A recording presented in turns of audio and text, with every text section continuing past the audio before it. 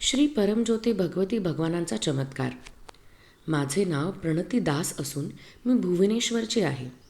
मी सध्या झारखंडमधील Bokaro steel city येथे शिक्षिका म्हणून कार्यरत आहे. कोविडचा प्रादुर्भाव आणि लॉकडाऊनमुळे माझ्या मुलीचे लग्न पुढे ढकलावे लागले होते. जून 2021मध्ये सहस्रनाम हवनमध्ये सहभागी झाल्यानंतर माझ्या आयुष्यात घडलेली दैवी चमत्कार मला सर्वांसोबत शेअर करायचा आहे. मी एका गंभीर वैयक्तिक आरोग्य संकटातून जात होते. मी 2021मध्ये अचानक माझ्या डाव्या कानाची ऐकण्याची क्षमताच गेली. एक शिक्षिका असल्याने यामुळे मला ऑनलाईन वर्ग घेणे आणि माझ्या विद्यार्थ्यांशी प्रभावीपणे संवाद साधणे अत्यंत कठीण झाले होते.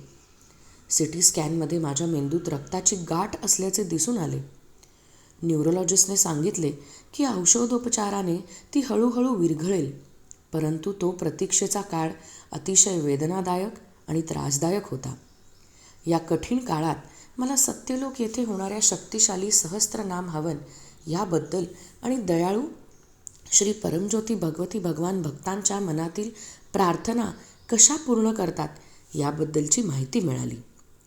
अढळ श्रद्धा आणि संपूर्ण शरणागतीने मी हवनात सहभागी घेतला आणि माझ्या मुलीचे लग्न सुरळीत पार पडावे तसेच माझी ऐकण्याची शक्ती पूर्णपणे परत यावी अशी प्रार्थना केली. हवनानंतर लवकरच जुलैच्या सुरुवातीला आम्हाला समजले की माझ्या मुलीची 12वीची बोर्ड परीक्षा डिसेंबर 2021मध्येच घेतली जाणार आहे. यामुळे लग्नाच्या नियोजनात पुन्हा अडचण निर्माण झाली.